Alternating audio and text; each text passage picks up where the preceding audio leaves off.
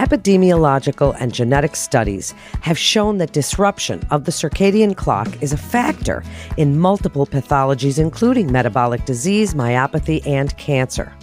Welcome to Better Edge, a Northwestern Medicine podcast for physicians.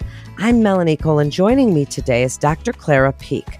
She's an assistant professor of biochemistry, molecular genetics, and medicine in the Division of Endocrinology at Northwestern Medicine. Dr. Peek is here today to walk us through a new Northwestern Medicine study that she led that was published in Science Advances, suggesting that circadian rhythms play a role in how quickly damaged muscles heal. Dr. Peek, thank you so much for joining us today. And can you start by explaining the current understanding of the circadian clock and stem cell function, particularly in muscle repair and regeneration? Explain to us a little bit about the genes that form a molecular circadian clock that could help regulate many body functions. Yeah, thanks for having me. So our lab studies these proteins that are expressed from the genes that comprise our molecular circadian clocks. And these protein factors, they drive our body's circadian rhythms. So these are our 24-hour cycles of things that we think of as being typically circadian, like behaviors like sleep and feeding. But it also controls virtually all other processes in our bodies, like body temperature, hormone secretion, and even intracellular metabolism. So we focus on the circadian clock within skeletal muscle tissues. And a few years ago, we actually found that within the stem cell populations in our muscles, these are also called satellite cells, they're actually essential for muscle tissue regeneration following things like exercise or injury. So they're kind of how we repair our muscles and also how we build muscles when we exercise. We found that they also express this circadian clock network. So these proteins are present in stem cells and they're rhythmically expressed. So the clock is ticking in these cells. This suggested that there was circadian regulation of stem cell function.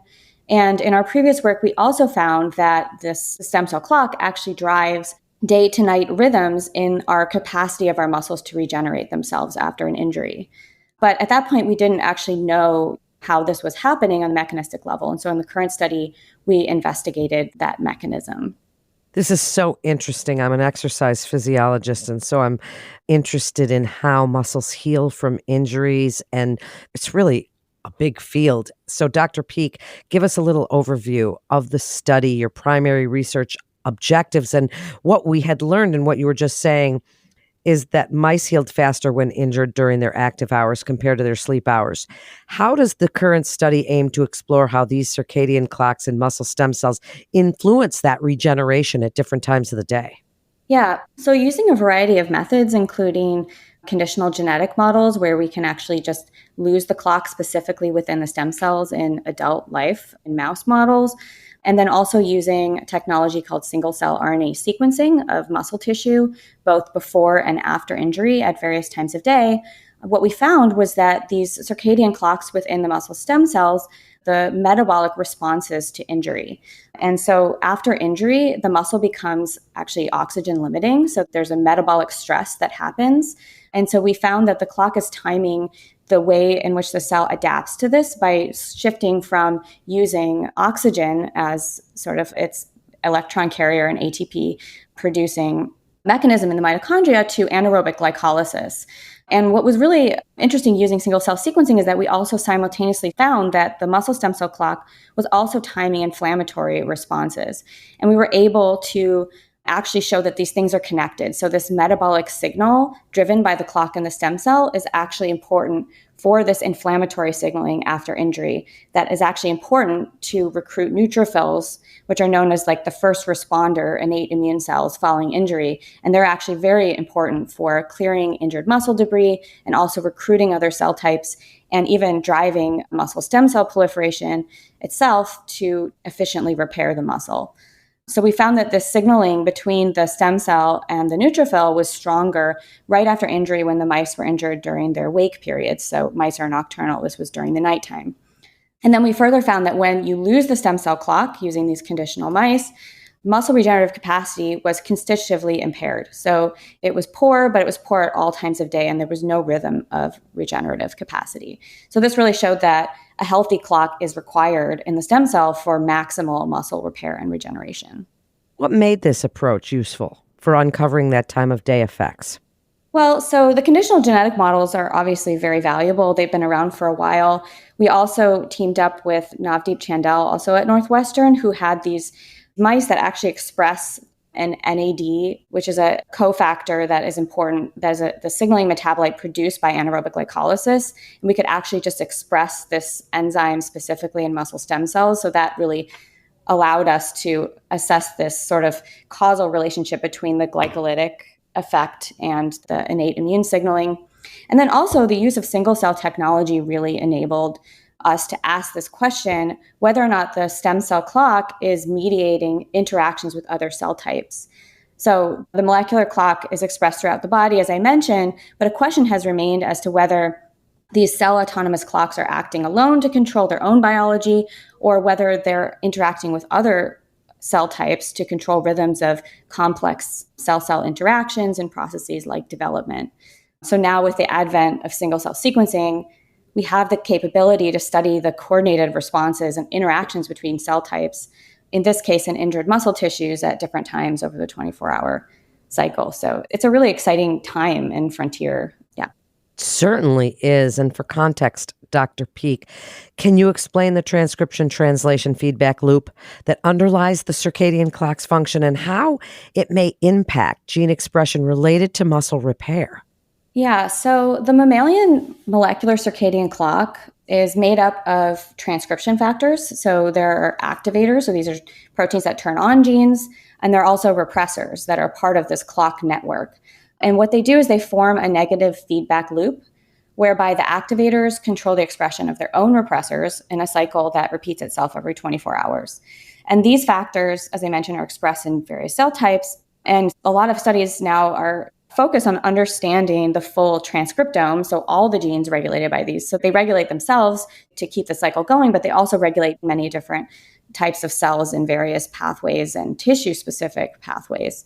Because it turns out that the clock regulates a unique transcriptional program in each cell type, including muscle stem cells.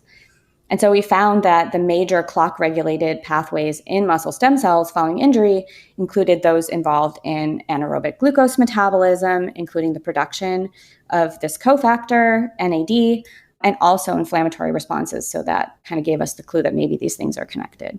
Well, expand a little bit then for us, Dr. Peek, on NAD. Your study highlights the role of it in regeneration in the muscle stem cells. What are the potential implications of this finding for understanding muscle repair in clinical settings, especially in patients with metabolic disorders? Yeah, so as I mentioned, we found that the stem cell clock dictates time of day differences in neutrophil activity through regulation of this stem cell metabolic response to injury. And we found that the regeneration of this anaerobic glycolytic product, nicotinamide adenine dinucleotide, or NAD, is important for this process. And so NAD is made in our bodies in a number of ways, including from the dietary vitamin B3. It's a critical redox factor, and it's important for many, many biochemical reactions in our body.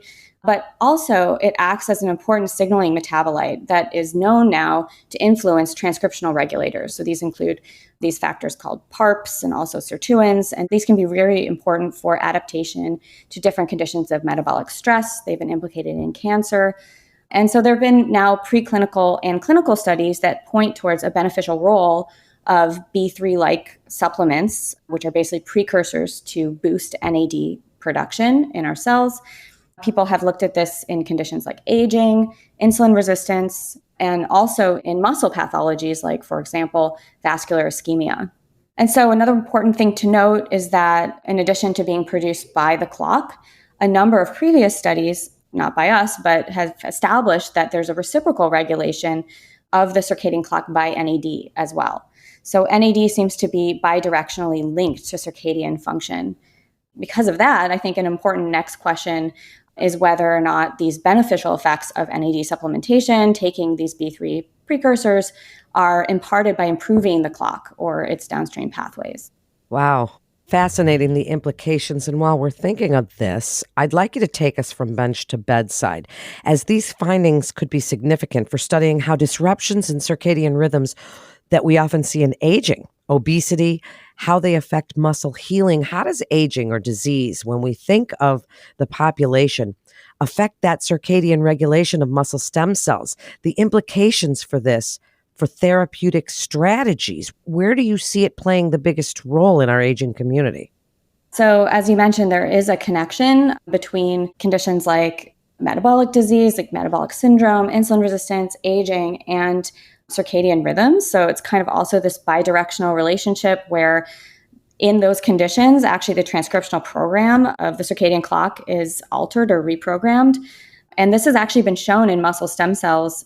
In another study, it's known that the circadian genes are reprogrammed to control totally new processes that are not controlled in young mice. So, for example, oxidative stress and inflammation. And then reciprocally, it's important to note that in those same states like aging and metabolic diseases like diet-induced obesity, there's also reduced circadian rhythmicity. So specifically, rhythms are known to be shifted a bit and also generally dampened in amplitude. This has been shown now and is well established in both animal models and in humans. So really, where this leaves us is, I think, a vital question in the field of circadian rhythms in general, and also in our research, is the degree to which impaired circadian function underlies some of these negative pathologies associated with these conditions and aging in general. And so on our end, we've done some preliminary studies now where we have observed that time of day differences in muscle regenerative capacity are actually lost in mice that are given a diet like a Western diet to induce diet-induced obesity and insulin resistance. So this suggests that actually their clock is impaired in the whole animal, but also in the muscle stem cell itself. So this is a really kind of the new area of investigation where we're taking this research. Fascinating. And considering the correlation between disrupted circadian rhythms, as you've been talking about here today, and impaired muscle regeneration that we've mentioned in obesity, aging, metabolic disorders, in what way do you see the interactions between neutrophils and muscle stem cells altering the therapeutic approaches to muscle injuries in a clinical environment? And importantly, how this could inform prevention or treatment strategies in these populations, and a great word being prevention. Yeah, our findings suggest for the first time that the stem cell clock pathway is an important regulator of muscle injury repair, which involves inflammatory responses, and it ultimately dictates the efficiency of muscle repair.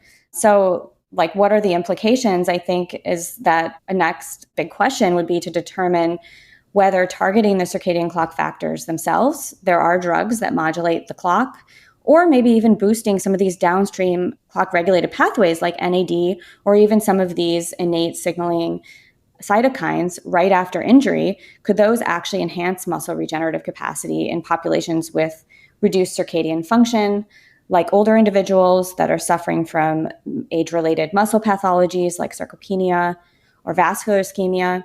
But then I think, to your point, I think prevention is actually where a lot of this could be important as well, in terms of maintaining a healthy circadian rhythm within our stem cells, either through supplementation of NAD, which are already readily available, or even just behavioral changes, lifestyle changes, like things like intermittent fasting or time-restricted feeding and exercise have actually been shown to boost healthy circadian rhythmicity.